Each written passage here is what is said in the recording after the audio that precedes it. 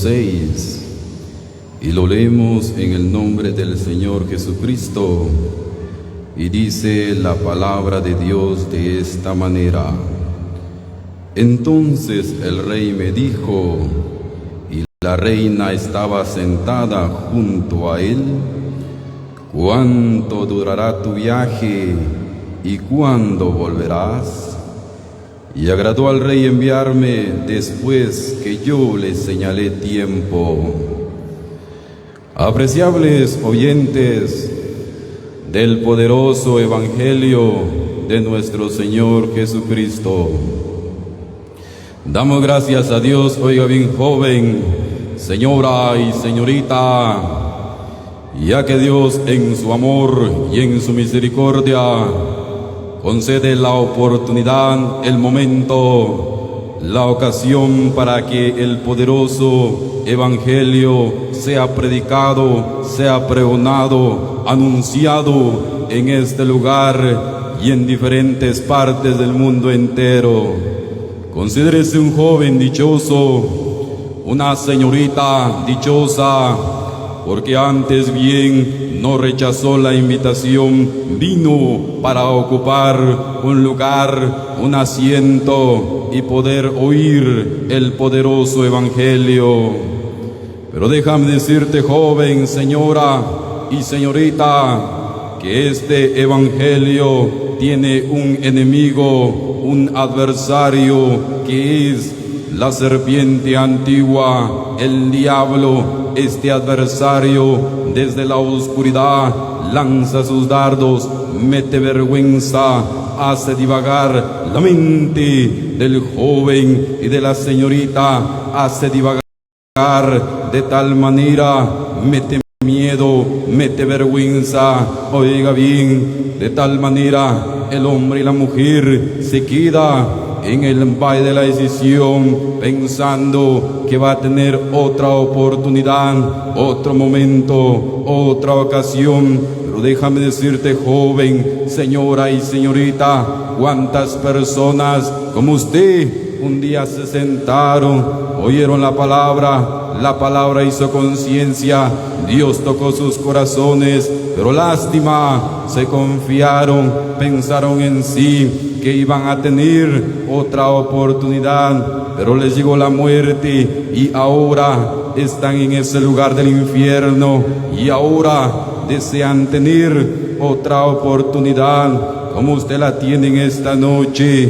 Pero déjame decirte, joven, señora y señorita, si la palabra le sigue haciendo conciencia, si Dios sigue tocando su corazón, que no le dé pena, que no le dé vergüenza creer en Cristo Jesús. Antes bien, si tiene pena de venir aquí adelante, ahí en su lugar puede creer en su corazón, doblar su rodilla, confesar con sus labios que es una persona pecadora y la sangre de Cristo le limpiará de sus delitos y pecados.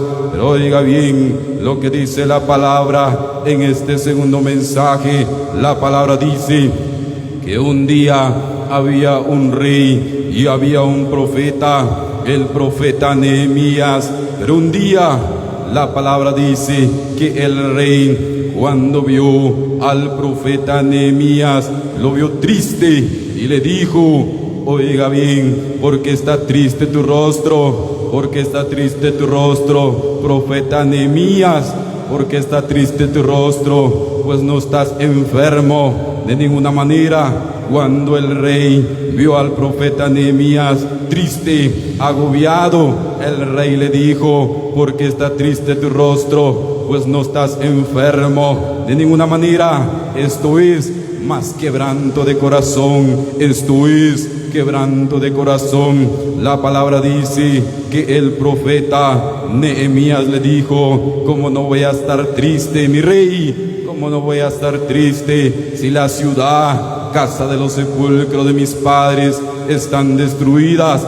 La ciudad, los muros destruidas a causa del juego, a causa del juego, los muros están destruidos. Por esta causa estaba triste el profeta Nehemías. oiga bien joven, señora y señorita, pero el rey le dijo al profeta Nehemías: ¿qué quieres que haga por ti? Dime, ¿qué quieres que yo haga por ti? Y el profeta le dijo: envíame a la ciudad, casa de los sepulcros de mis padres. Yo iré, reedificaré los muros, construiré los muros que han sido destruidas a causa del fuego. Pero la palabra dice que un día la reina estaba sentado al lado de su rey, y el rey le preguntó al profeta Nehemías: muy bien, ¿cuánto durará tu viaje?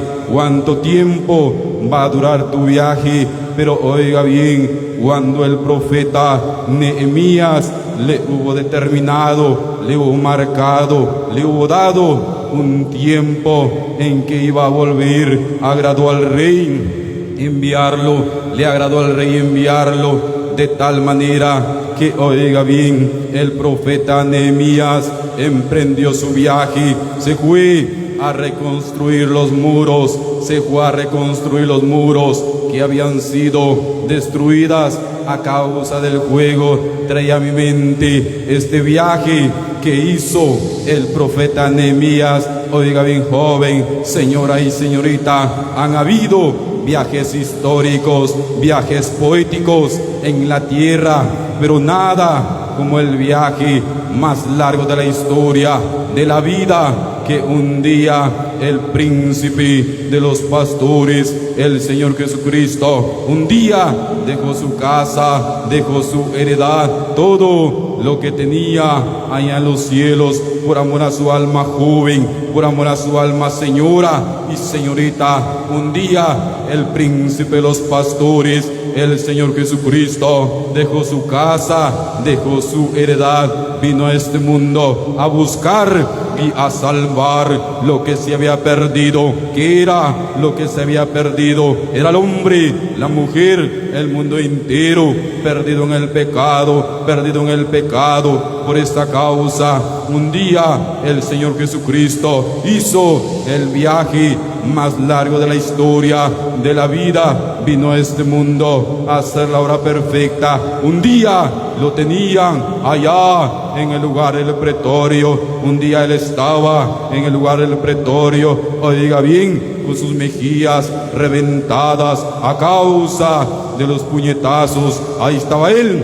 en ese lugar del pretorio. Pero antes bien, ahí estaba el príncipe de los pastores, el Señor Jesucristo, en ese lugar del pretorio, con sus mejillas reventadas, con sus espaldas reventadas a causa de los azotes. Pero antes bien, cuando lo hubieron llevado a ese lugar del pretorio, la palabra dice que un día le quitaron sus vestiduras, de tal manera que cuando le hubieron quitado sus vestiduras, le pusieron un manto de púrpura y empezaron a entretejer una corona de espinas,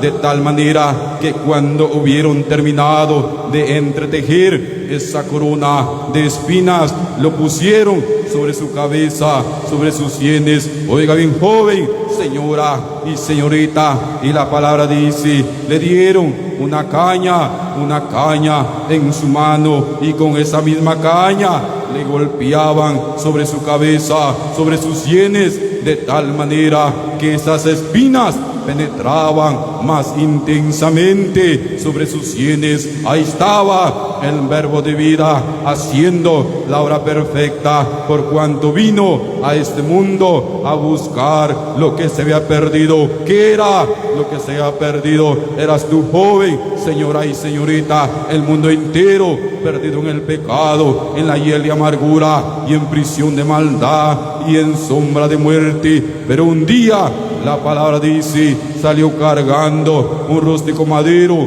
hacia el lugar de la calavera, hacia el lugar del matadero, por cuanto un día se cumplió la escritura que dice, como cordero fue llevado al matadero, por cuanto salió cargando un rústico madero hacia el lugar de la calavera. Cuando llegó a ese lugar de la calavera no lo esperaban para darle un calmante, para darle una medicina. De ninguna manera. Cuando llegó al lugar de la calavera, la palabra dice, fue acostado en ese mismo rústico madero. De tal manera clavaron sus manos, clavaron sus pies, y cuando lo vieron clavado de manos y de pies, lo levantaron en ese mismo rústico madero, a vista de todo el pueblo, a vista de toda la nación. Ahí estaba él en ese rústico madero, siendo clavado por amor a su alma joven,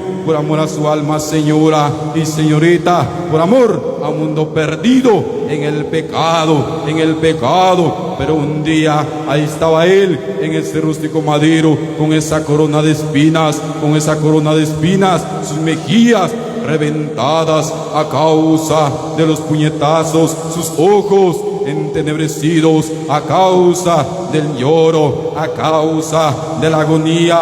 Ahí estaba él siendo clavado de manos y de pies, por amor a su alma joven, por amor a su alma señora. Hizo el viaje más histórico de la vida, por cuanto dejó su casa, dejó su heredad para salvarte, para libertarte del pecado, ese pecado que te tiene atado, ese pecado que te tiene en hiel de amargura y en prisión de maldad y en sombra de muerte, ese pecado que te hace llorar a solas en tu cuarto. Pero oiga bien, la palabra dice que él un día pudo decir, consumado es, entregó el Espíritu. De tal manera el velo del templo se partió de dos, de arriba hacia abajo, dando a entender que se había abierto la entrada a los cielos. Pero la palabra dice que un día vino uno de los soldados, de tal manera le abrió su costado con una lanza,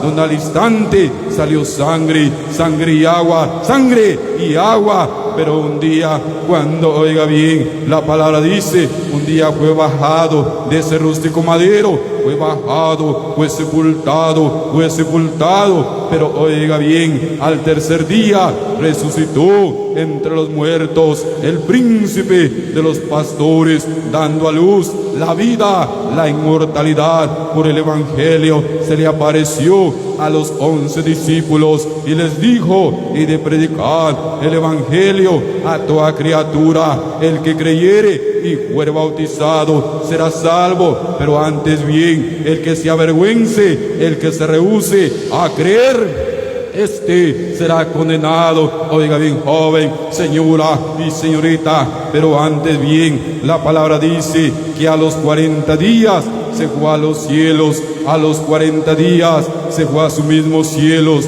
Pero oiga bien, él vendrá por segunda vez por su amada, la iglesia, por los redimidos, por los comprados con la sangre del Cordero. Pero oiga bien, joven, señora y señorita, lástima te tendrás que quedar, lo vas a llorar, lo vas a lamentar por la dureza de tu corazón no arrepentido. Estás atesorando, estás acumulando ira a los justos juicios de Dios. Oiga bien, joven, porque el príncipe de los pastores, el Señor Jesucristo, vendrá por segunda vez, no para morir en un rústico madero por segunda vez, de ninguna manera, porque Él hizo la obra perfecta una vez y para siempre. Pero oiga bien, joven, señora y señorita, antes bien se acerca un viaje donde miles de personas y millones de personas nos iremos a